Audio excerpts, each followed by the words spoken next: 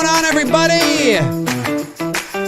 Welcome to episode 287 of McRae Live.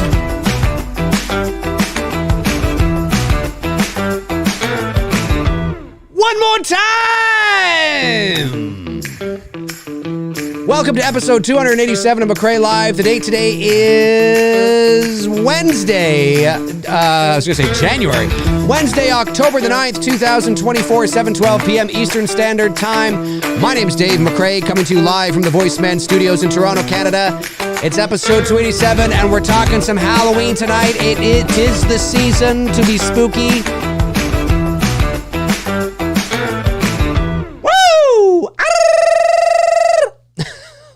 Whatever the hell that was. Welcome, everybody. Episode 287 of McRae Live. Thank you for joining me here on the show today. We're talking some Halloween today, but more specifically, something I talked about this on a stream a couple of weeks ago. I'd mentioned this. It came up during the Q&A portion of the show. But I thought it was worthy enough to have its own video, its own show, talking about it, because I find it interesting. And it's always, how many more ways can we cut and slice and look at Halloween?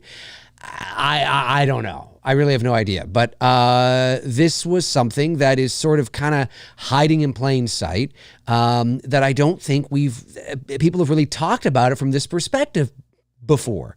And so, the title of the show today is Halloween. Is this the most disturbing moment in a Halloween film?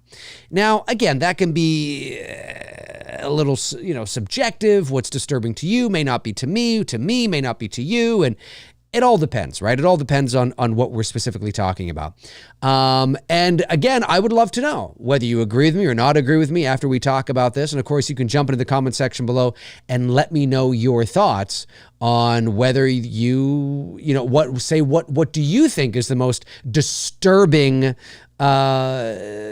moment in a Halloween film? And when we say disturbing, I had initially titled the show today, before I had set the show up to go live, I had created a thumbnail that said, is this the most creepiest moment in a Halloween film?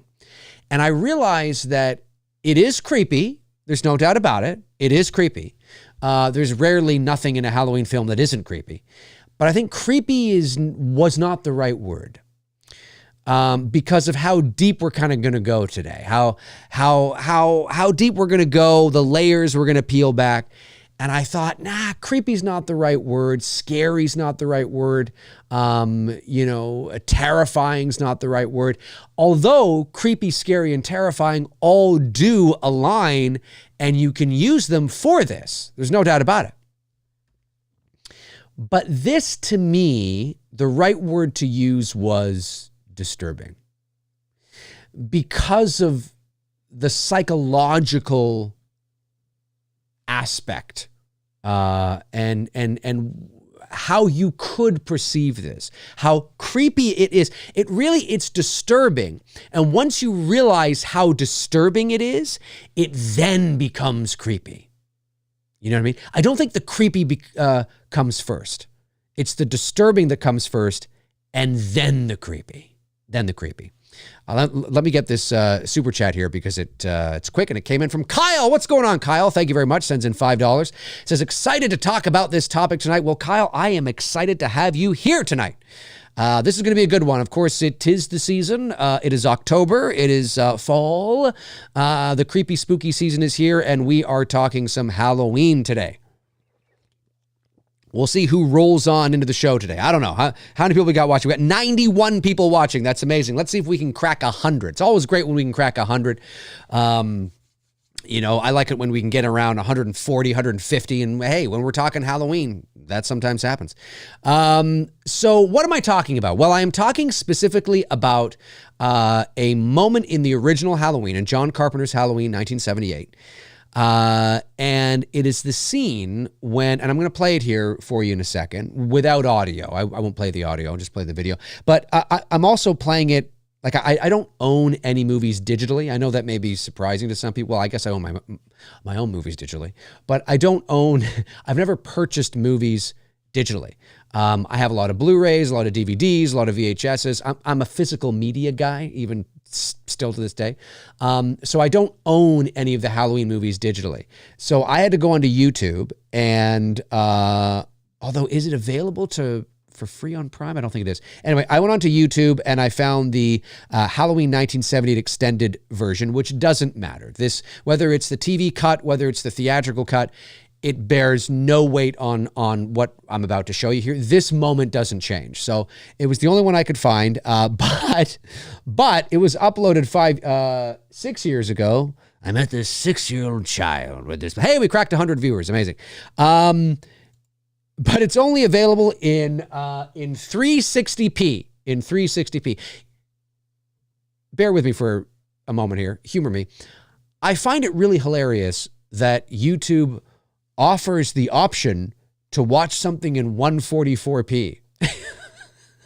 I mean, I guess if you're living in the boonies and your internet is, I don't know, what is it, the wood burning internet or something? I don't know. But why is anything below 720p? Like, I could understand 720p. That's still HD. Okay, I know it's not 4K, but 720p, it's the lower end of HD, but it's still HD. And I could see that being sort of your lowest. You know, it was the highest like 10 years ago. Maybe not quite, 15 years ago. I could see that. But why? I mean, who the hell is going to go, hang on a sec, honey, I got to change the resolution here. What do we got here? We got we got 144p. We got 144p. You want to pretend it's 1996? Let's go. You know, like, okay, who's choosing that? Anyway, I digress.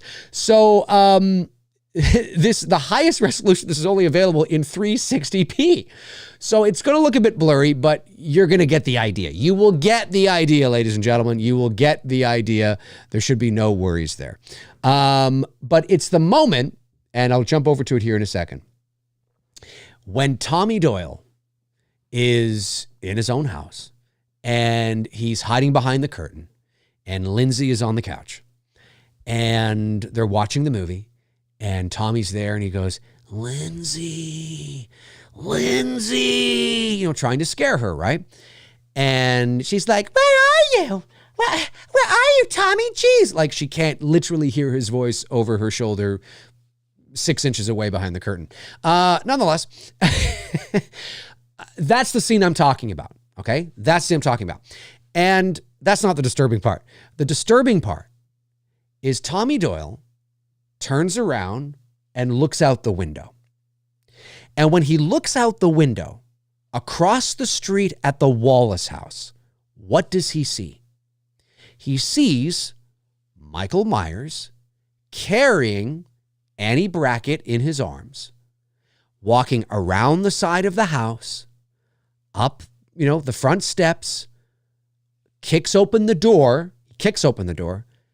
and shimmies his way in with this lifeless body in his hands, and then shuts the door. Tommy witnesses this. As soon as that sequence is complete and the door shuts, Tommy kind of backs up a moment and bumps into Lindsay, and they all, they scream, and then Laurie comes out and like, what's going on? It's a boogeyman outside! It's a boogeyman! Tommy, there's nobody out there. I saw him! He was outside! Tommy, and then of course they go to the couch. I believe you, Tommy. You know the scene I'm talking about, right? That's the scene I'm talking about. So what is disturbing about this? Well, again, I talked about this on a stream a couple of weeks ago, but I think this deserves its own show. This has got to be one of the most disturbing and therefore then creepiest moments in any of the Halloween films. And it's because of the psychological aspect of it. What's so creepy about this, see, Tommy is, look, it can be Tommy, it could be you. Imagine this, okay? It's Halloween. Even if it's Halloween, it's 9:30, 10 o'clock at night. The streets are dead. Nobody's around. Kids have gone back in, okay? And you look out your window and you see your neighbor with his lifeless wife in his hands. He's dressed in some Halloween costume and he's walking around and he walks, same kind of thing. What's disturbing about this, ladies and gentlemen, and what makes this so eerie and so creepy is there's only two options here. One, either it is some sexual fantasy role play that's going on, which is always possible, right? Couples do weird shit. Or there's something really wrong here. And that's why it's so eerie, because if it's not some sort of game, okay, then it leaves very little doubt that it could be anything else other than something possibly nefarious. Because if there's no audience, who are you doing it for? Right? It's one thing if there was like an audience that was lined up. Like I used to put on Halloween shows at my house, right? I'd have the fog machine and the lights, and I'd dress up as Michael Myers. I went all out. It was like a movie set. I had like a car with police lights and everything, and it was great. And sometimes people would, the parents would be out with the kids and the teenagers. They'd all stand there, and we'd have like this, semicircle of these, of these neighborhood kids and parents all watching this show. But if nobody's there to watch it, and it's still going on, and you see something as eerie as a lifeless body being carried around, and in the instance, that was a show, right? In the instance here, there's no show going on across the street. There's no decorations, right? There's a pumpkin on the porch, but there's no decorations. There's nothing going on, right? And Tommy's already seen a weird shadow across the street. And again, it doesn't have to be Tommy. But it's so eerie when you really think about it.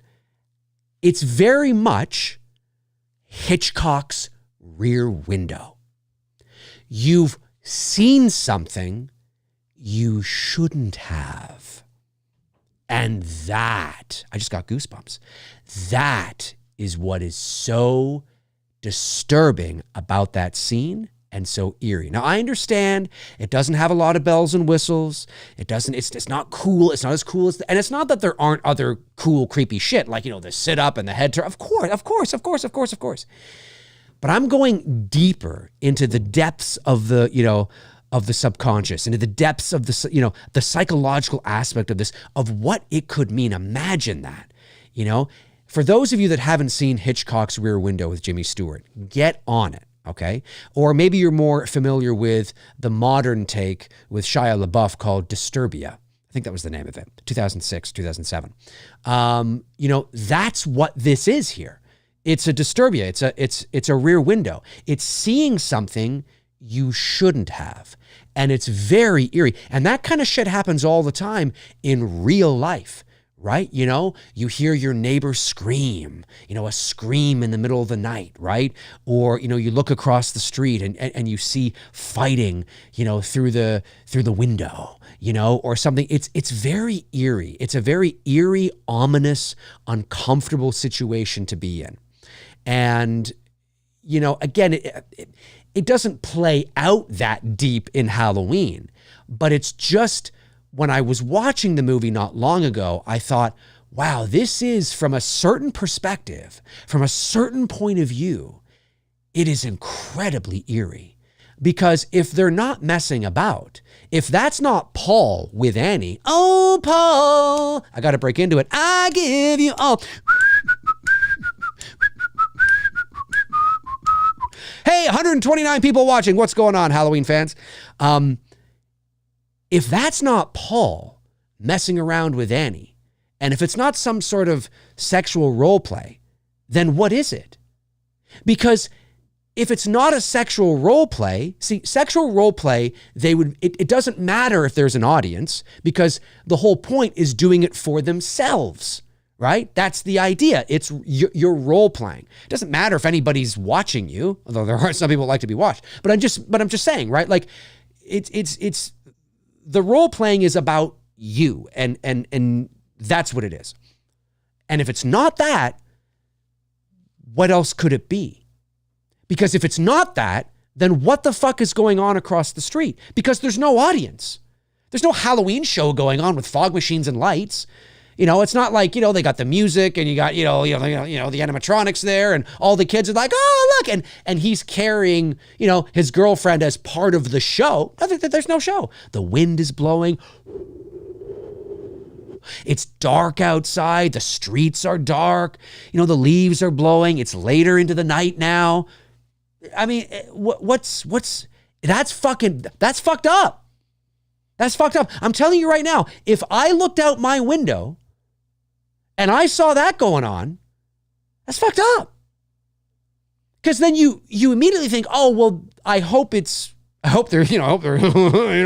but if they're not, what did we just watch? And that's why, I'm not going to say it's this, I'm not going to say that Carpenter necessarily was thinking of Rear Window when he created that scene, but that's what's going on there, right? And that's what makes it so eerie and so disturbing. I think it's one of the most disturbing moments in the Halloween series. So let's watch it. Again, 360p, bear with me. No sound, but you don't need sound. There you go. Tommy looks out the window. And there's, of course, it's shitty quality, but you get the idea. There he is, carrying. There's nobody out there. What's going on here? What exactly is happening? That's fucking eerie. Look at that. That is fucking eerie shit. That's fucking eerie, man. What is going on here? Oh, wait, let me go back a bit further. There you go. Look out the window. It's nighttime. You look out. There's nobody around. The streets are desolate. The wind is blowing. If that's not a sexual role play, what the fuck is going on? What's happening? Who are they doing that for if it's not for themselves? Or is it real? Or does it really look as bad as it seems, as it might seem? Right? It's a very, very eerie moment. Just looking at that is so eerie. Like, what? Her lifeless body, her arms are dangling. Is she playing around? He just kicks open the door. Oh, it's so, it has that, I just fucking saw something I should not have seen. Is she dead? Is she unconscious?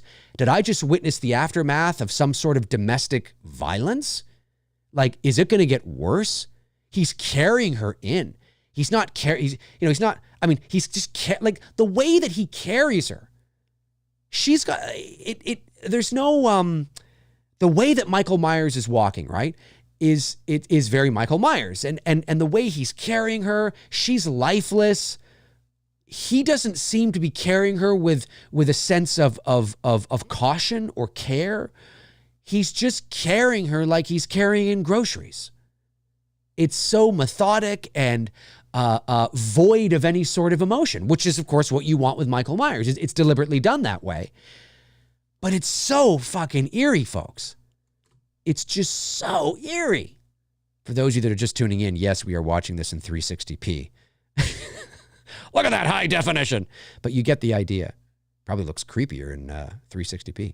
But, oh, it's so creepy. What the fuck? Kind of looks like little Luke Skywalker here, Tommy Doyle. It's just, again, I'm always looking for new and interesting things to talk about in regards to the Halloween franchise, Halloween, certain scenes. And this scene, I think what ends up happening in a lot of cases is because we've seen this movie so many times, right? We've watched this movie so many times that we really don't think about it too much anymore. We're on autopilot now. There's things that, I've often said that everything you need to know about Michael Myers is said in that movie. Literally everything you need to know.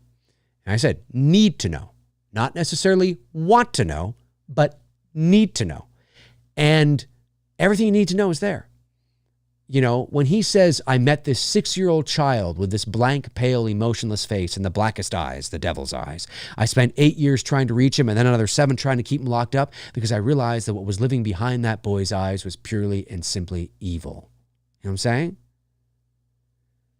I mean, and then there's the other speech where he says, you know, he talks about, you know, a sense of, what does he say? He says, oh God, I forget the other half now. I always forget this other half. You know, the rudimentary sense of life or death, good or evil, right or wrong. Right before he says, I met this, you know, 6-year-old child. All that, right? Talking about he's void. He doesn't understand, you know, or have the basic understanding of those things, right? He doesn't appear to possess a basic understanding on even the most, in even the most rudimentary sense, right? And, you know, the word rudimentary, of course, means simplest, right? He doesn't appear to possess even in the most rudimentary sense of life or death, good or evil, right or wrong. You know, and so like everything you need to know about that character is there. We've heard that so many times that when that speech happens, it just goes right over us, right? 142 crazy Halloween fans watching. Amazing, amazing, amazing, amazing. You guys are awesome. And so I think this is one of those scenes.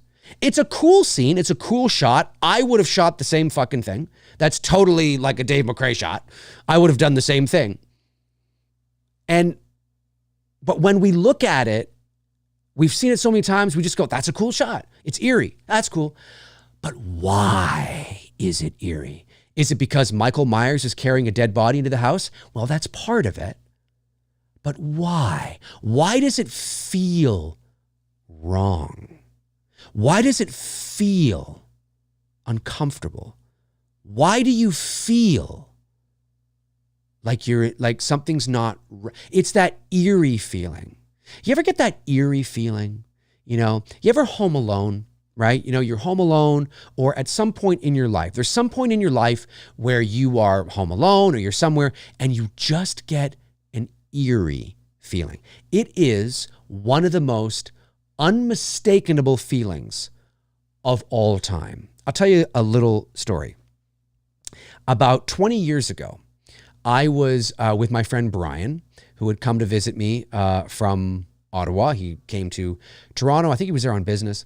And we were driving home from Bruce's place one night. Brian was staying with me. And this is like 2004, 2005. And we were driving home. We were laughing and joking around, and we were reminiscing and all that kind of stuff. And then we went over this bridge, and I heard the engine brakes of a transport truck. You know,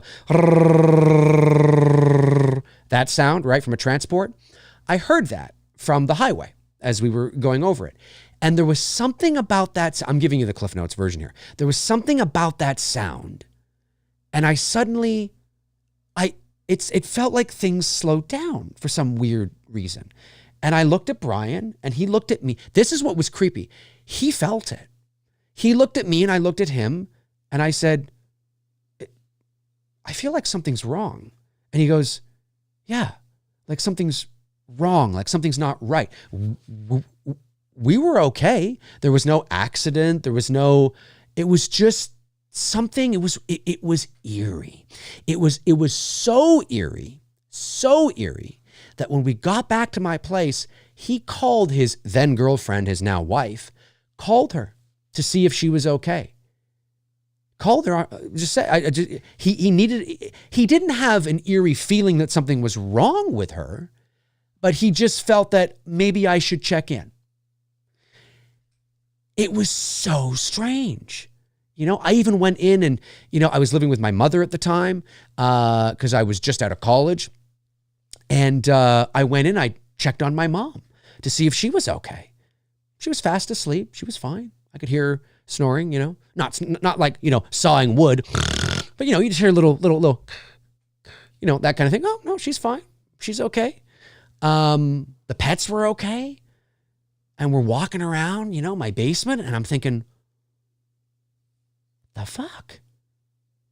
No idea. The next morning, It was gone. But it is one of the most, if you've had that feeling, okay, if you've had that feeling, you know what I'm talking about.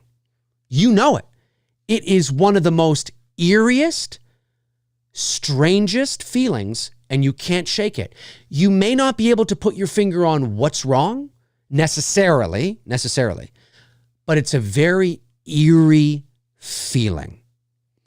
And that was, I mean, I've had that feeling before, and probably since then, but that was one of the most powerful examples of it for me. And I think that's kind of the situation here with this scene in Halloween. It's that Rear Window moment. Again, if you haven't seen Hitchcock's Rear Window, watch it.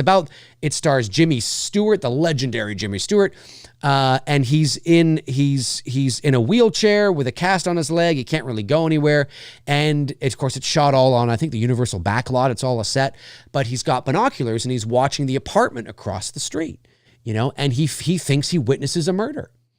And he's trying to convince people there's a fucking murder and this kind of stuff. That's what this is. It's in the same vein as that. Tommy Doyle is Jimmy Stewart. He's looking outside. He's like, did I just witness a fucking murder? Because again, not that Tommy would be thinking this at, 8 years old, but if you're an adult, you think to yourself, if that's not sexual role play, because there's nobody outside watching this, there's no audience. So it's not like a Halloween show. Okay, so we can put that away. If they're not just having some fun, baby, if that's not what's going on here, then what is going on? What is happening? What's going on? What is this? Did she hit her head and he's just carrying her inside? Did he beat her? Did he punch her out? Did he kill her? And I just witnessed something that I shouldn't have? It's fucking great. It's a fucking great, eerie moment. It's so good. It's so eerie, folks. It is, again, when you really dive deep and you really think about it on the layers that I'm asking you to think on, it becomes one of the most disturbing moments in any Halloween film. It's so eerie. The voyeuristic nature of this shot is so great. Look how, again, I understand it's poor quality, it's 360p. I get it. My apologies. But just look at the lifeless body. And you've seen the movie before. You know the scene, even though it's a little pixelated here. He doesn't seem to be moving with any sort of urgency. That's what's very weird too, right? He doesn't seem to be moving with any sort of urgency. Calm, cool, collected, like it was premeditated, which it was.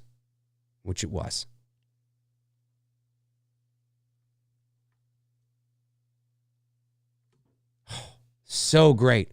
So great, folks. So great. One of the most, if not the most disturbing moment in any Halloween film. Now, again, you got to think about it on the layers that I'm asking you to think on, right? You've got to go there. On surface level, on a very sort of average moviegoer surface level, it's a cool shot. Oh, it's creepy. Oh, that's creepy. That's kind of creepy. Oh, it's a cool shot. Oh, that's kind of creepy.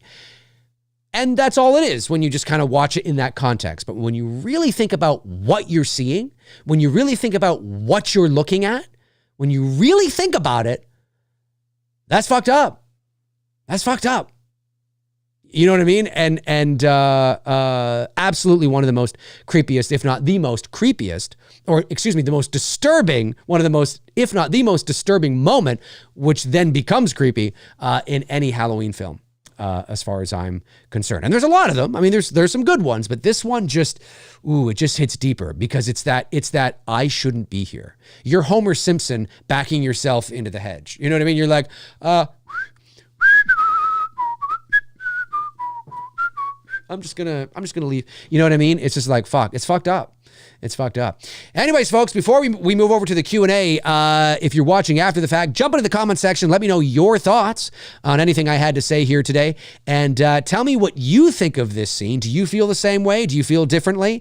And also tell me maybe what you think. Maybe you don't agree with me. Maybe there's something else in the Halloween franchise that you find is very disturbing. But don't just tell me the scene. Tell me why. Lay it out for me. Sell it to me. You've got to sell it to me. You can't just tell me the scene. You've got to sell tell it to me. So jump into the comment section below and let me know your thoughts. I would really like to know. Let's jump over to the Q&A. Almost 150 people watching right now. Amazing, you Halloween fans. You are awesome. Make sure to hit that thumbs up button. If you're not subscribed to the channel, please do. We're trying to get to 30,000 McRae's, and we're almost there. So I'd really appreciate it if you would do that. Let me get some of these super chats that did come in.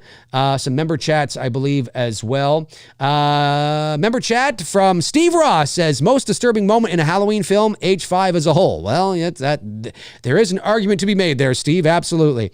Kyle sends in $5. Oh, no, I got that one. Brandon Collins, one of our great mods here, sends in $5, says, that scene is so engrossing that it took me 25 years to realize Annie changes directions from one shot to the other. That's true. That's true. She does. Yeah, her head's in one side and then her head's on the other side. That is true. That is true. But to your point, right, Brandon, that it goes to show you how engrossing that moment is, that you don't realize that. You know, you've got to watch it so many times to actually realize it. Devin Reese sends in $10. Thanks, Devin. Says, hey, Dave, another great show. I have a thought that Myers is super eerie when he is depicted out of focus. Another one that comes to mind is how he just kind of wanders into the woman's house in H2, 1981. Yes. Oh, I totally agree with that. Yeah, no, there's no doubt about that. I mean, you know, when you keep Myers, I mean, but I think that goes, you know, with any sort of killer or villain, you know, especially somebody who's stalking you, if you don't pull focus to the villain behind you, or, you know, it can be very disturbing, very, very disturbing. And yeah. And Myers, of course, there's a lot of that in the Halloween film. So I do agree with you, Devin, and thank you for the super chat. I really appreciate it. Logan Reynolds sends in $4.99. Thank you, Logan. Says she must have got too heavy on one side because, yeah, he turns her to the other side the other way right before he enters the door. Halloween and Blu-ray is amazing. Great show. Thank you, Logan. I appreciate that. Yes. Yeah. No, no, you're right. You're absolutely right. That's been out there for a while. And when you are able to to see things on Blu-ray or 4K or, you know, whatever the case is, then you notice those details. You notice those details.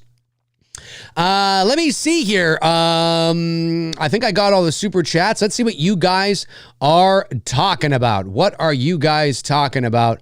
Let me see.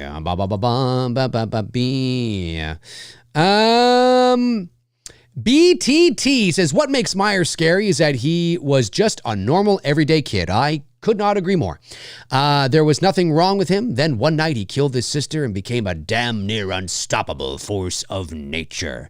I agree. Well, it's true, right? I mean, you know, we've talked about this a lot. It's the ambiguity, it's the anonymity, it's the unknown that really makes Michael Myers tick. I did a video about, I don't know, 7 years ago, where I talked about, does the character of Michael Myers have a shelf life? And I believe he does. I mean, most films and characters do, but Michael, if you want to preserve the true, you know, mystique of the shape, then he does. You can get one movie, you might be able to get a couple, but you can't, I mean, you can't get 5, I mean, you can because they've done it, but look also what they had to do in order to give it to you. So, yeah, no, I agree with you. Absolutely. Dean Renner says, as bad as H5 is, the way Michael throws Officer Charlie out the window to hang him is pretty brutal. I agree with that. Yeah, that's a good one. Oh, yeah, for sure. And the laundry chute scene, of course, is great in Halloween 5. Evil Monsterism, one of our great members here, a member for 11 months, says, I always find the scene in H5 where Michael scratches the gorgeous black convertible with the rake disturbing. It was such a nice car.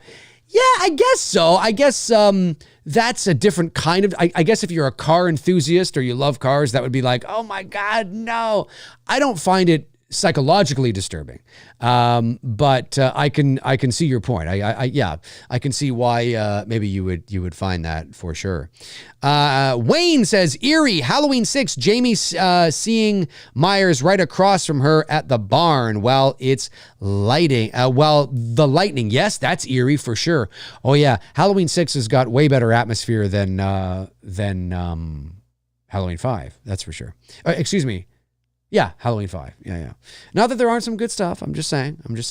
Bobby Hall says, Dave, I used to think the sound design from Forbidden Planet on the TV that's heard when Tommy sees Michael carrying Annie was part of the score for Halloween. It really adds to the creepiness. Oh, it does. It does. Yeah. No, when you're watching that scene and he's carrying Annie, and I'm glad you brought that up, because I don't know if this was intentional or if this was not intentional. But that's another thing I want to say here about this, because this is really good, folks. This is really good. I don't know if this was intentional on Carpenter's part or if this was just a happy accident. But one of the reasons why that scene works so well, in addition to all the reasons that I've been talking about here on the show today, another important reason, and thank you for bringing that up, Bobby, is, because I forgot about this, is the fact that the only soundtrack you have is the soundtrack from the television from Forbidden Planet that's playing. It's not a Michael Myers theme. It's not the boom, or ding, ding, or the shape stocks. It's nothing like that. It's not the soundtrack. It's part of the life and the universe in the movie. And the reason why that works so well is because it grounds it. It feels more real. It grounds it in reality. It creates a more voyeuristic moment that you're in your house, life is moving on around you, the TV's on, the cat's meowing, the dog's barking. I know that's not happening in the movie, but I'm just saying you could do it that way, right? You could have a movie where maybe you hear your wife on the phone way in the distance, things, the TV's on in the background, and you're just seeing this. It creates that separation from between the two worlds.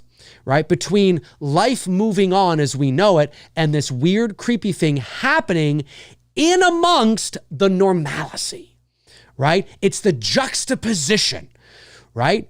It's not, it still would have been creepy, but I don't think it would have been nearly as effective if you didn't have that juxtaposition of the normalcy of life happening while something incredibly horrific and disturbing is going on, right? Do you know what I'm saying? I'm sure you guys see what I mean.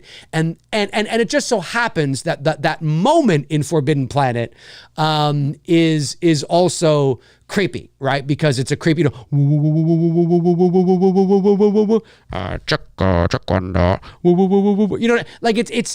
it's a creepy piece of audio to have over that scene, but it's not the soundtrack. It's life in the house. It's safety, security, life's moving on, watching TV, having a movie, and there's something fucked up going on over there. And so whether that was intentional on John Carpenter's part or not, I don't know. But those are the types of questions that I would love to, I wish those questions would get asked. Because I think that's probably a question that Carpenter might be less bitchy about. I don't know. He's a crotchety old guy anyway, and he's so sick of talking about Halloween. Oh my God. But it's probably because he hears the same questions all the time, right? But that's a question that I bet he's never been asked. Now, if I was to ask it to him, you guys know me, I'm quite verbose. So I would have to figure out a way of not being so verbose, and have to just kind of, make it concise in like one or two sentences. But that's another reason why that scene works so well. It feels, ironically, it is far eerier, far more disturbing, far more creepy because there is no Halloween soundtrack going on. And it's just the television from the safety and security of this house. It separates the two worlds, and it's the juxtaposition of safety and normalcy, or normalcy, I think you can say it both ways. And the horrific deed that has just been done. It's like, what's going on over there? What's that? Oh, it's downright absolutely creepy as all hell. Yeah, you just hear this.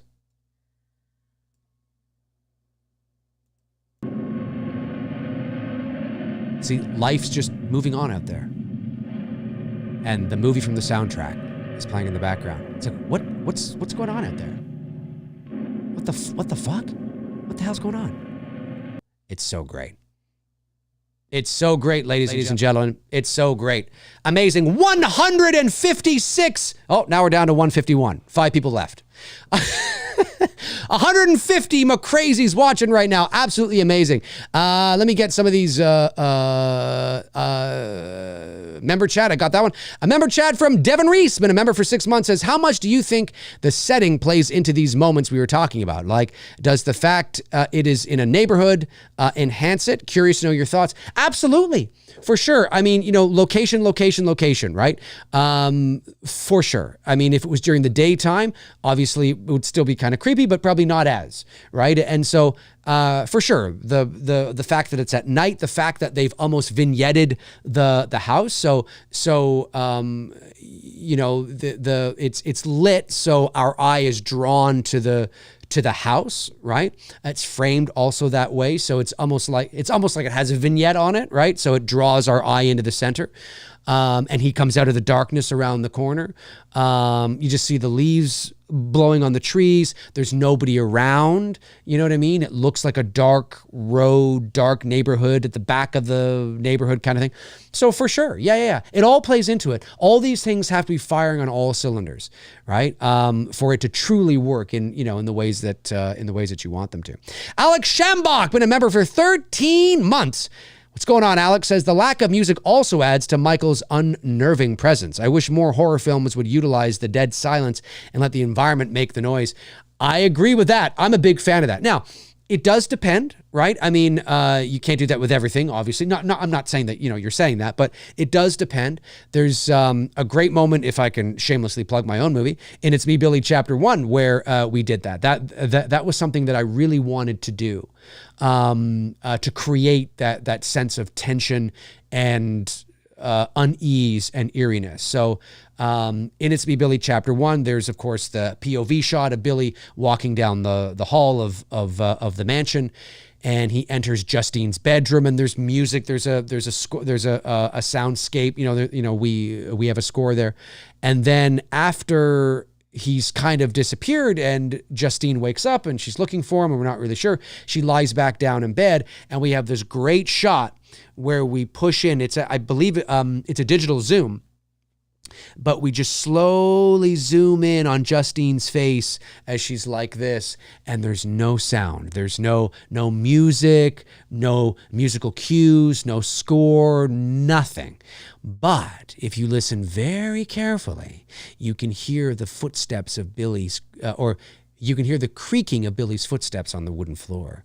Now that was added in, of course, afterwards. But and then, of course, she looks over, and there's your jump scare, there's your stinger, and there it is. But no, I agree. I think the absence of sound and the absence of noise and it can be incredibly powerful and scary and frightening. And it is something that I utilized in Chapter 1, and it's something I want as a filmmaker.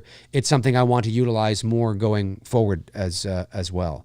Again, it has to make sense, of course. You can't just do it arbitrarily, but it's got to feel right. It's got to make sense, because sometimes it doesn't feel right. Sometimes, no, we need a piece of music here. Like we need this to bring it over the finish line. We need this. This just needs a little bit of that one note. We need, sometimes that's the case too. Kyle sends in $10. Thank you, Kyle. Says, Tommy was told that he imagines everything and reads too many comics and always makes things up. That was almost his boy who cried wolf moment. It's true. He's telling the truth, but no one will believe him. That's absolutely true, Kyle. And that's a great point about how I always say that's why, for those of you that may still not know, at the end of the original Halloween, what Laurie actually says is, it was the boogeyman. Now, for years and years and years, even descriptive audio gets it wrong. Even subtitles get it wrong. Even David Gordon Green got it wrong in his own Halloween children's book. What she actually says is, it was the boogeyman. But she's out of breath. She's in the middle of her performance, and she slurs it a little bit, and it sounds more like 'twas the boogeyman, like 'twas the night before Christmas. And Donald Pleasance, well, yeah, I guess it is Donald Pleasance, but Dr. Loomis turns and confirms it. As a matter of fact, it was. So she's not saying, was it the boogeyman? Doesn't sound like that at all. Or she's, what's other things people says? Was it the boogeyman? That was the boogeyman, which is closer to what it was. But no, it was the boogeyman. Jamie Lee Curtis confirmed this about 10 or 15 years ago when she was at her one and only convention. Sean Clark has confirmed it as well, that she's confirmed it. I did a video on it like 5 or 6 years ago. And it's also in the script. When you read the original Halloween script, it's in the script. It says it was the boogeyman, and was might even be underlined. I'm not sure. I have to double check. But that's what it is. And the reason why she says that, is because it's a statement rather than a question. And the reason why, from a writing and narrative perspective, it makes no sense for Laurie to ask Dr. Loomis if that was the boogeyman. That makes no sense narratively. It makes no sense to her character. It makes no sense to her character's journey. Because remember, this was supposed to be one movie, one and done. And so from a writing perspective, you don't want Laurie to ask Dr. Loomis. You want Laurie to confirm it. Oh my God, it was the boogeyman. Tommy was right. Because Laurie begins not believing, and she ends believing. And so that's why it was the boogeyman, or was the boogeyman. That's how she says it. It was the boogeyman, right? It was the boogeyman. Holy fuck, it was the boogeyman. And so, but yeah, but you're right. It's his cried wolf moment. And then at the end of the movie, when she's attacked and everything's happening, she finally realizes, holy shit, Tommy was right. And so Laurie, believe it or not, as she's had many endings, but her character has an ending in that movie. She has a complete arc. She goes from not believing to believing. That's an arc. That's a complete 100% arc. And Dr. Loomis just turns to her and says, yeah, it was. As a matter of fact, it was. It was the boogeyman. As a matter of fact, it was. You know what I mean? That's the exchange. And it's great. It's absolutely great. John George sends in $4.99 and says, hey, Dave, I haven't seen this anywhere and have been wondering this for years. Does Nick Castle drive the station wagon in H1, or was it a stuntman? That's a good question. I've always believed that it was Nick. It probably was Nick. Again, this is a low budget movie, $320,000. A lot of people, and it's an indie film, right? It was an independent film. And so when you are an independent filmmaker, you wear many hats. And, like Laurie, like Jamie Lee Curtis said, I mean, it didn't matter if you were the DP or the gaffer or the key grip or the grips or the electrics or whatever. We were all doing shit. Like, we all carried shit from set to set, or we had our specific jobs, of course, but it wasn't a big enough set. There wasn't enough people, there wasn't enough, egos on set to think that, John Carpenter, well, maybe John Carpenter, I don't know who the fuck knows. He's a bit crotchety. But I just mean, people were Swiss Army knives. And sometimes you got to be that way when you're an indie filmmaker. I mean, myself and Bruce, we co-directed and co-wrote and co-produced the two Billy films, but we also were props master and production manager and, editors and sound designers and, you know what I mean? And so, you got to do what you got to do until you can raise enough money where you can hire everybody for the jobs, right? So it wouldn't surprise me if it was him. It wouldn't surprise me. Would not surprise me at all. Somebody probably knows. And maybe they've already said it in the chat. I'm not sure. Darth Vader Jones has been a member for 13 months. Sends in a member chat and says, Tommy clearly sees that this man in a mask is carrying Annie, who looks lifeless as he kicks the door into the house. He knows Annie. She was just there with him. He knows. It's horrifying. Yeah, no, it is. It is horrifying. And that's why he reacts the way he does. I saw the boogeyman outside. Tommy, there's no one here. That's why he reacts that way, right? It's pretty crazy. Hey, there was 165 people in here. There was 170 people in here. Absolutely amazing. Will we get to 200 people? I don't know. Probably not. You never know. You never know, folks. You never know. Josh Stevens sends in $4.99. Thank you, Josh. It says, Dave, ever see the Tarantino interview with his thoughts on the Halloween franchise? Very interesting. He also said Jamie Lee Curtis should have had an Oscar nod for H2O. I don't know if I agree with that. I have seen the interview, not in a long time, but I have seen it. I have seen it. Oscar nod for Halloween H2O. I don't know if I would go that far necessarily. I don't know. Movie fan Dave has got to get paid. Oh, yeah.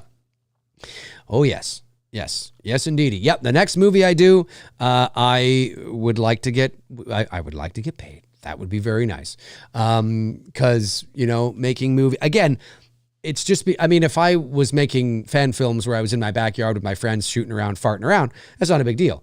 But when you're making real movies, yeah. At some point, you got to be like, okay, all right, this is way too much work to not be paid for. You know what I mean? So, and Bruce and I, of course, we're the only ones that weren't paid, right? All the actors, the crew, and everybody, because we can raise money to make the movie, but we as producers are not allowed to make money from the movie. So Bruce and I did both these movies for zero, literally. But we knew that going in, and we loved it. It was a labor of love. It was a passion project, and it's not like we were upset or complaining about it. We just, now that we're at the end of these two projects, we're like, yeah, like if we're going to continue to do this, right? I mean, we got to get paid. It's just the way it is. That's how it works. Let me see here. Josh McKenna. What's going on? Josh sends in a very generous super chat of $19.99. Thank you, Josh. And says, is the Jimmy Fallon show rehearsed? He had gymnast Stephen Nadorshik,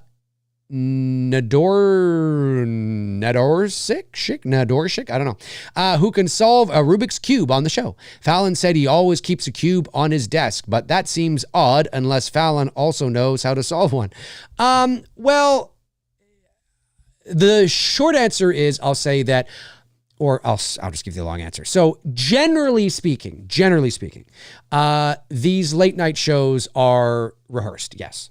And now I don't mean that they rehearse it like Saturday Night Live, like, the guest is there all week and they're like it's scripted. Obviously the monologues that they do are scripted, right? And it's a variety type show as well. So they'll have like funny skits and acts and things like that. So, that's all rehearsed. The guests that come on, and it may depend on the guest. Certainly if you have like a major politician on, like, the president of the United States, this is probably going to be a lot more like this. But generally they know what they're going to talk about. They may not know, like, it's not like scripted, like they have lines that are rehearsed and they're talking back and forth. But like if I was to go on for It's Me, Billy, let's say, right? Could you imagine? I'm just giving this as an example, of course, right? But they would say to me, okay, Dave, like, here's what we're going to talk about. Like, we're going to talk about this. We're going to start talking about this. We're going to start talking about this. We'll move into this. I'll probably ask you about that, right? Like, are you cool with that? Is your publicist okay with that? And if my publicist was like, no, we don't want to talk, you know what I mean? Like it works that way so that when the guest comes out, there's no surprises. Right? There's no surprises. They know what they're there for. They're there to promote a movie. They're going to talk about their life. Hey, how was your vacation? Can't believe it's summer again. Or fall. Bam, the summer went by fast. Yeah, they have that small talk, right? But they know they're there to promote a movie, right? Like, I'm there to promote Billy and I know we're going to be talking about Billy. If he starts talking about, some sort of thing I don't want him talking about, then that can get really weird, right? And so, that's usually what it's like. It's not rehearsed in the sense that they're just reciting lines, but like, yeah, does Jimmy Fallon always keep a Rubik's Cube in his desk? Probably not. Maybe, but he also knew that he was having this guy on his show. So it's rehearsed in that sense. Yes. Oh, look, I haven't rehearsed. Mine does. Yeah, of course. It's a fucking variety show. It's a late night show. So, but their conversations are candid, but they know how it's going to go. The guest knows what they're going to talk about. The guest knows what questions are going to get asked. You know what I mean? And yeah. So there's no surprises. And especially when it comes to like politicians, you know what I mean? Like if the president of the United States is there, yeah, it's like, don't ask him about the, like for example, like, hey, Bill Clinton's going to be on. Oh, but don't ask him. You can't ask him about Monica Lewinsky. You can't ask him about this. You are not going to talk about the impeachment. It's that kind of thing. You know what I mean? Generally speaking, of course. Thank you, Josh. Really appreciate that. And then another super chat came in from The Violator. 862 sends in $9.99. Thanks, buddy. Says, Dave, what's up, my man? Watching the stream during Hurricane Milton, but personally, I think this is top priority. Well, stay safe, man. Yeah, shout out to everybody out there who is battening down the hatches. I mean, stay safe, man. I mean, I know there are a lot of people who like to ride out these storms and they don't like to leave. And I get it. I understand it. I get that. But, it's not worth the risk, folks. It's not worth the risk. And I know that some people have already left the state of Florida and are heading north.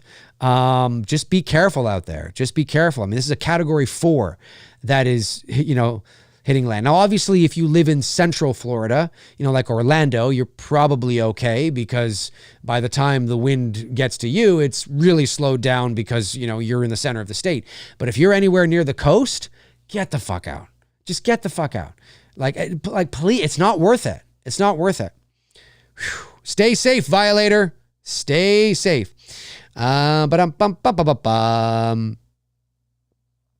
Davey Deathray. What's going on, Davey Deathray? Hope everyone is having an awesome October so far. So pumped to be celebrating 13 months officially being McCrazy.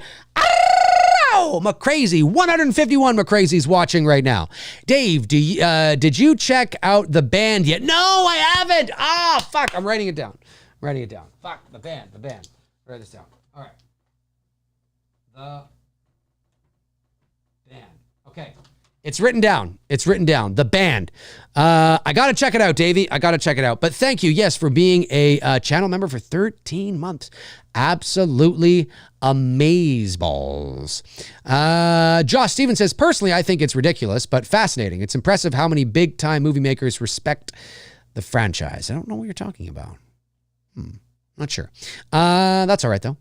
Brandon Collins says, that's my dad. He's 80 and refuses to leave. He's just north of Tampa, former career Army, and still thinks he's a badass. Hey, your dad probably is. He's probably a pretty badass, a bitchin' badass, right? You know what I'm saying? Former military guy. He's probably, But it's not worth it though, But look, I can intellectualize it. I understand it. Why some people want to. Yeah, they don't want to leave, right? They have their homes and all their, I don't know.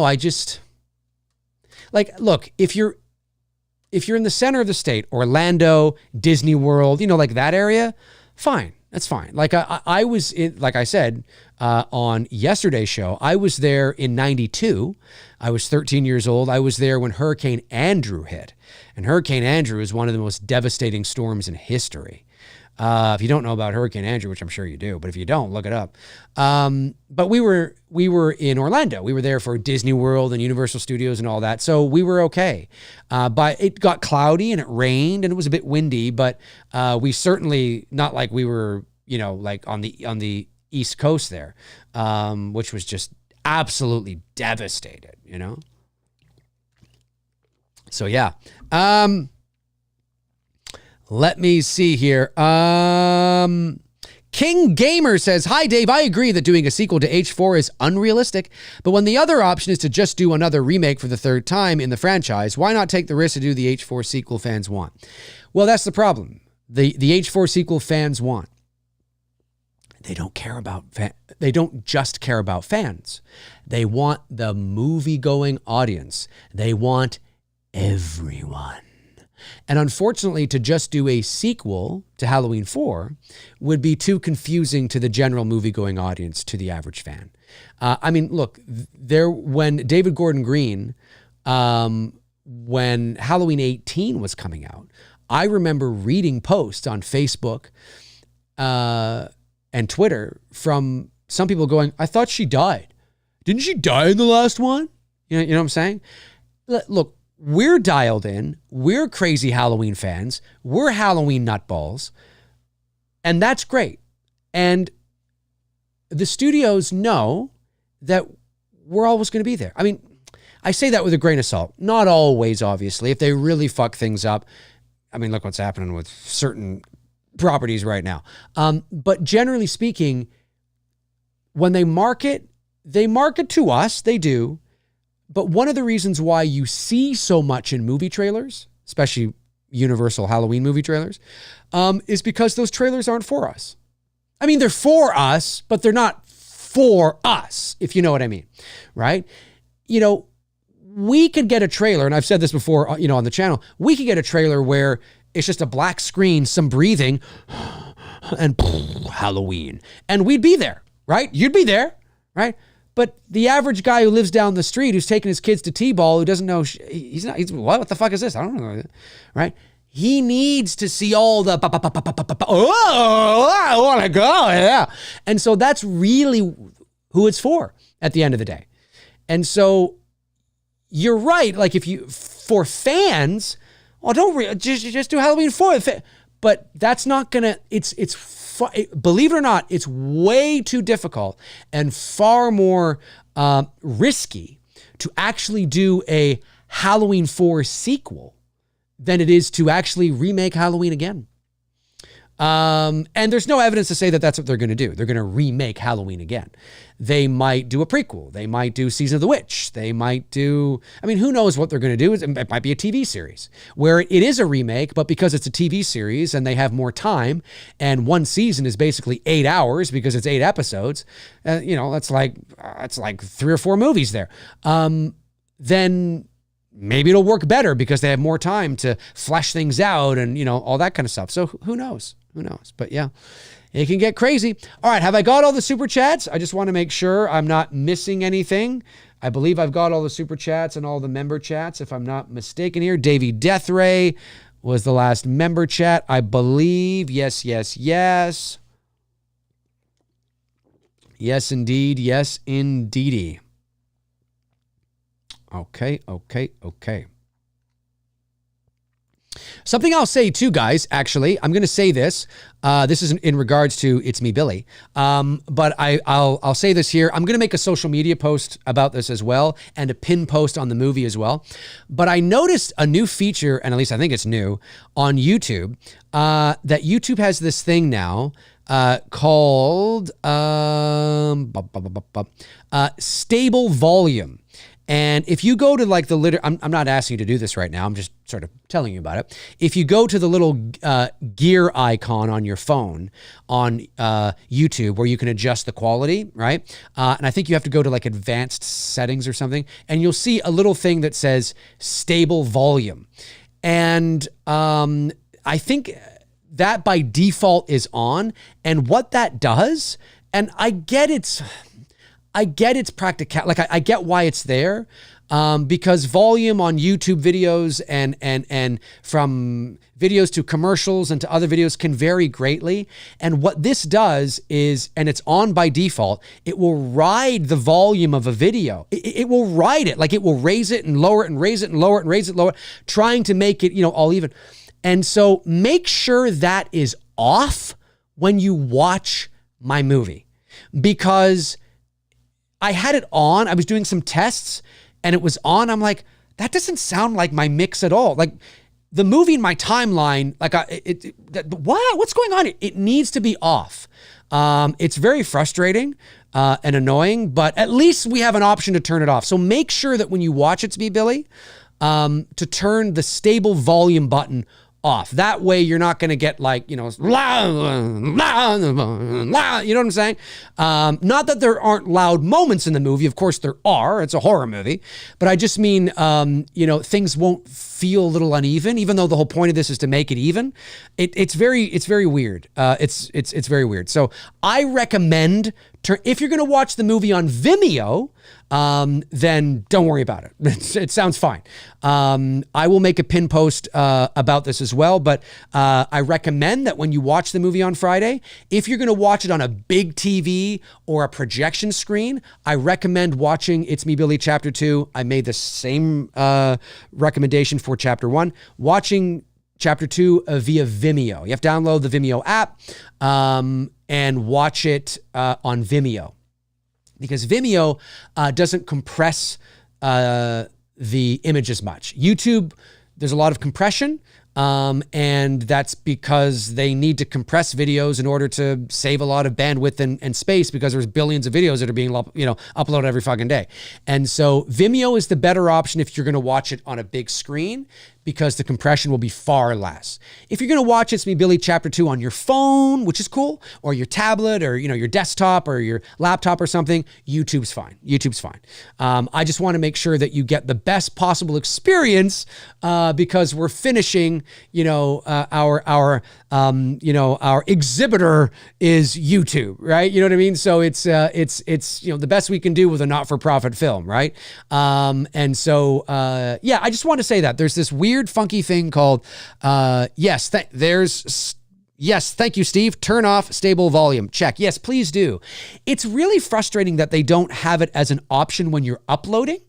You know, like when I upload a video, it's too bad, and if anybody from YouTube is watching, maybe get on this, where I can have it checked either on or off for the viewer, but that option's not there. It is on by default. So it's just, I was listening to it back and I was like, this sounds weird. It just kind of sounds weird. And it's not an accurate representation of my mix. Do you know what I mean? And I'm like, I don't like that, because that's not fair. That's not fair. You know? And so yeah, so turn stable volume off, and then I think it'll be a much more enjoyable experience. Or fucking turn it on and drop some acid and have a wild time. I don't know. Fuck it. You know, whatever you want to do, man, whatever you want to do. But yeah, again, I will make a pinned post at the top of the film about that, and I will also mention it on social media as well. Just yeah, and I understand that not everybody's going to see it or do it or whatever, but if I can reach a few people at the very least, then that's all that matters. But yeah, it actually rides the volume. It rides it, and that just simply means that you're going, oh, okay, oh, I'm gonna bring that down. Oh, hey, we can push that up. Oh, that's a little bit. It's like, no, it's supposed to be that low. It's supposed to be that. No. I have it set like this for a fucking reason. Don't ride my movie, you damn son of a bitch. Okay, I'm done. I'm done. I'm good. Turn it off, you son of a bitch. Let me see here. Rob Thidoff says, Dave, am I crazy? I think if you take Michael Myers out of all the bad Halloween movies and replace him with just another slasher character, the movies are not that bad. Probably, Rob. Probably. Yeah, you could probably say that about a lot of stuff. Let me see here. Brandon Collins says, fans like us make up probably 15% of the box office at best, and we'll show up no matter what they put on the screen. It's true. It's so important for, I absolutely agree, Brandon. It's so important for people to understand, you know, that this world we live in, right? The Halloween fandom, the horror space, is very small.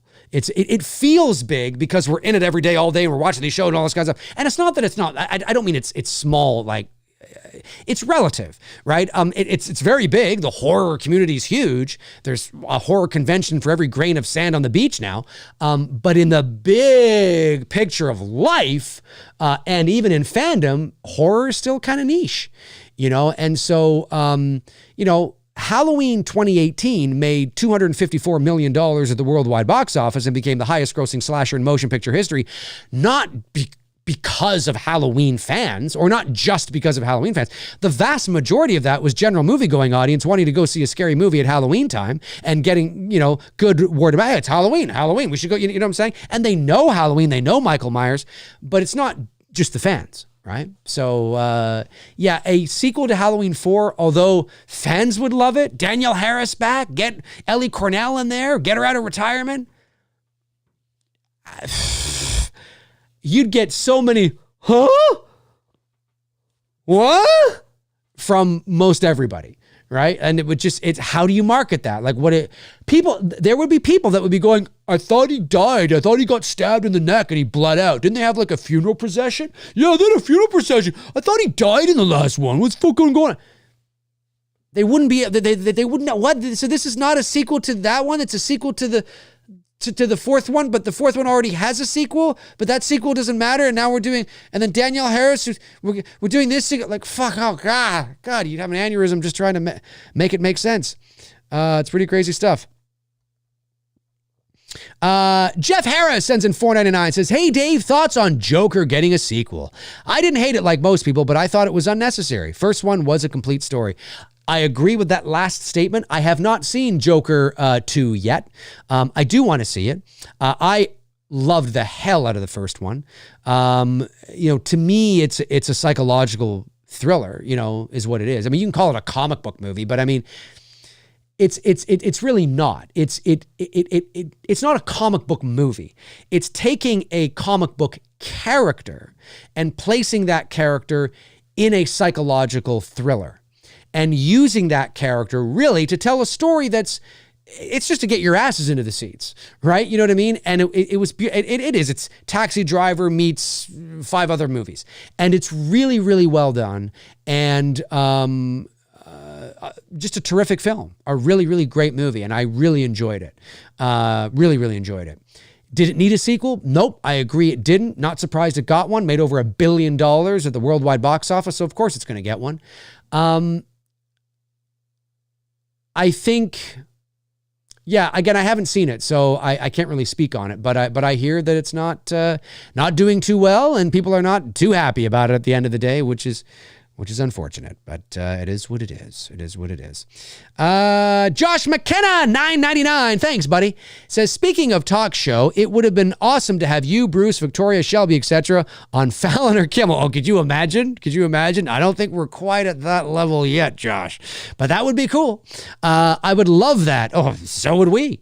Would you have them back on McRae Live? Absolutely. Yeah, for sure. No, I'd love to get them on, for sure. I think I'm going to get, I'm going to try and get Victoria back on maybe somewhere around Christmas time or something like that. Or maybe sooner. I'm not sure. I just actually was texting with her today about the movie. She's excited to watch it again. And because she saw it obviously at the premiere. Yes, I definitely would like to get Victoria on for sure. And maybe I can get Malika and Shelby on as well for, maybe around the Christmas break or something like that. I'm not sure. They're very busy. I mean, Malika is just on fire right now. I'm so proud of that girl, man. Oh my God. So proud of her. She's on, I forget the name of the show. She's on an episode.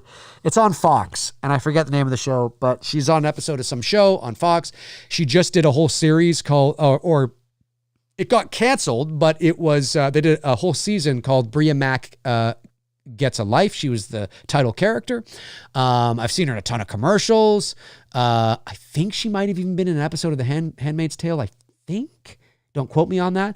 But she's on fire right now. She's just on fire. Shelby's on fire. Shelby has a movie out right now on demand called Cheat, C-H-E-A-T. It's a psychological sort of erotic thriller. So if you want to check that out, check that out. And then Victoria she's also a model. So Victoria is continuing to do a lot of the modeling as well. She does fashion shows and runways and wedding fashion modeling and all that kind of stuff. I see her posting that shit all the time. And she was recently in some commercial as well. I forget what it was, but she's on fire. I'm just so proud of them. I'm so proud of them. I want to work with all 3 of them again. I just have to think of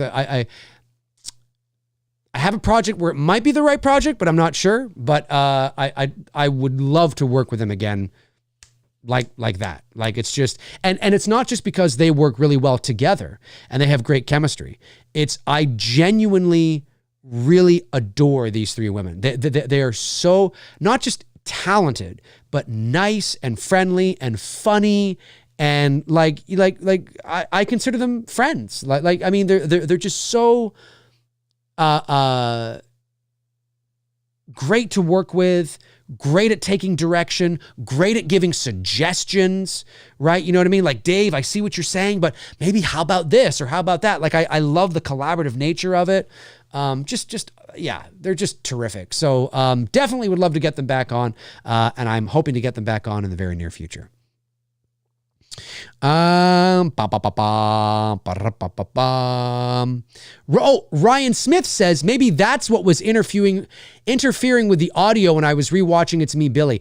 Yes, it could be that. It could be that, because there might be some things that sound a little hot or things that sound a little quiet that aren't.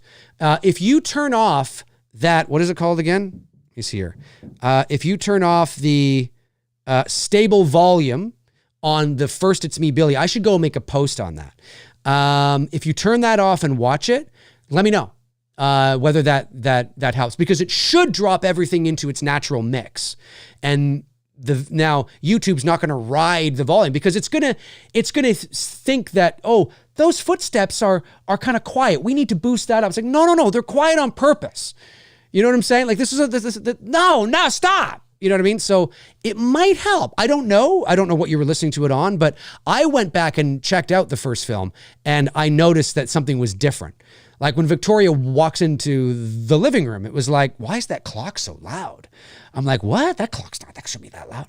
It could be because this fucking thing is on, and it's on by default. It's like, oh, great. So now it's on everybody. Everybody has it on. You know what I mean? So now I have to make a post and be like, hey, you got to turn this on. Lots of people are going to miss it, unfortunately. But if you watch it on Vimeo, if you watch the first chapter as well on Vimeo, obviously that's not that's not an issue. But of course, we want to release the movie on YouTube, because that's where it's going to get the most eyeballs. That's where it's going to get the most views. I'm just thankful that I discovered this today. I'm like, oh, I see what's happening here. Let me just turn that off. Play. Yep. That's what it was. So yes, for those of you that are just joining me, when you watch the movie, when you watch the original It's Me, Billy, and when you watch chapter 2 on Friday, please make sure to go into your settings in your YouTube app. Just hit the gear icon, go to, I think it's advanced, and you'll see stable volume, and it'll be on. Click it off. You can turn it back on if you want afterwards, but click it off so you get an accurate representation of what's going on.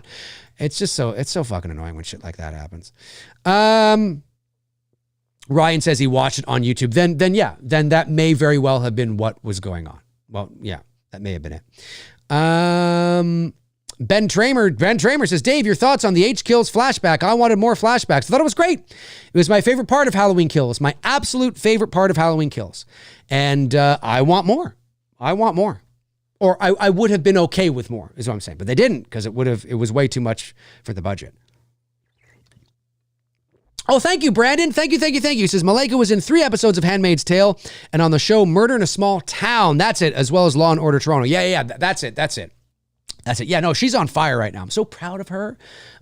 I said to her the other day, I said, Malika, we have to work together again. And she's like, yeah. So it's going to be happening. She's amazing. I love her. Let me see here. Did I miss any super chats? Did I miss any member chats? I don't think I have. We're going to be wrapping up here in about 10 minutes. So I just want to make sure I haven't missed anything. I don't believe I have. Let me see. No, last one came in, I think it was from Josh McKenna. I believe so. Yeah. Member chat, Josh McKenna. Okay, cool. Just want to make sure. I haven't missed anything. Just want to make sure, ladies and gentlemen. Manny Mo says, there are rumors and such of a new Halloween series. Is this real? It is, Manny. It is. They are working on a Halloween TV series. We don't know the direction yet. We don't know whether it's going to be, in the same universe as any of the Halloween movies. We don't know if it's going to be a prequel series or if it's going to be something to do with Halloween 3 Season of the Witch, whether it's going to be in that universe or maybe a complete remake where they don't have the part, they don't have Season of the Witch in there. It's a complete reimagining. We don't know. Miramax is working on it as we speak right now. And I would be surprised if in the next couple of weeks we don't have some sort of news about the series. I don't mean like it's all done and they're going to camera. I just mean that it would surprise me if there wasn't, although maybe not. Maybe they're not at that stage yet. But it's Halloween time.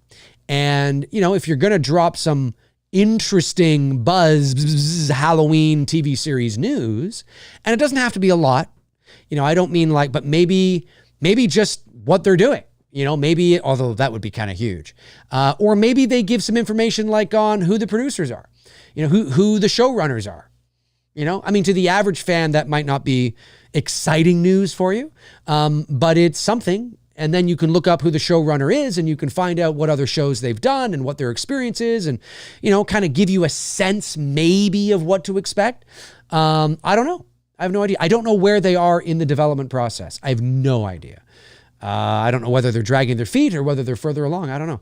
But it wouldn't surprise me if there was, something going down. Matt Mara says, when's Two Dudes coming back? It's coming back soon, Matt. Calm down. Patience. It's coming back. It has been on hiatus for a long time. Not because we don't want to do it, but it's because of the schedules. You know what I mean? And Tony is very busy right now. And Two Dudes is coming back. It will be a revised version, though. So please. Now, for those who picked up the Two Dudes perk on the Indiegogo campaign, that will be a regular Two Dudes show. 90 minutes, 2 hours, whatever. But moving forward, when it's just Tony and I, we want to have 1 hour shows. Now, that doesn't mean we won't go over an hour by, 10 minutes or, whatever, if there's something juicy that we're talking about. But we want to talk for half hour, 40 minutes, do a quick Q&A, and then be out. We want to really kind of streamline it now because our shows were just getting way too long. They were getting, it's tough. It's tough to do those shows when they're, I know you guys love them, but it's tough to do those shows and talk about, these things for 2.5 hours, 3 hours. There was one time we went, I think it was like 3.5 hours. I mean, it's long stuff. And so, I think our shows would be better. And we want to streamline them a bit and make them punchy and more, concise in an hour, which I think would be cool. So it is coming back. And there will be an announcement about it soon. Wade Effin Wilson says, what's your go-to comfort movies for October, Dave? Feel like I watch The Fog a lot. Oh, The Fog, definitely. Of course, Halloween. Any of the OGs, all the Friday the 13th. Well, I can't say all the Friday the 13th. Friday the 13th, 1 through 5. The first couple of Elm Street movies. Those, it's kind of classic, I guess, in a lot of ways. The Burbs is a great one. I'm a huge fan of The Burbs with, Tom Hanks. I love that movie. I don't know. I'm trying to think, I don't know, a comfort movie. I don't know. It's a very good question. I think I have to think about it a bit more. It's a good question.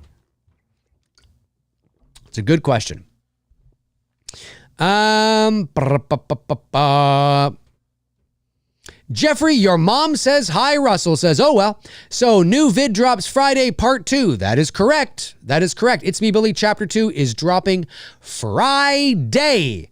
And remember to turn off that, what is it called again? The stable volume button in your YouTube settings. Turn that fucking thing on. Brandon Collins says, I love The Prowler, Prom Night, and Return to Horror High. Well, those are good. Let me see here. Scrolling back here. What's the time here? What do we got? I got to get out of here.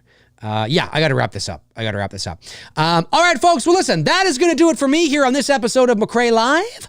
I want to thank you for tuning in, of course. If you're watching after the fact, jump into the comment section and let me know your thoughts on anything I had to say here today, but specifically about the topic in question.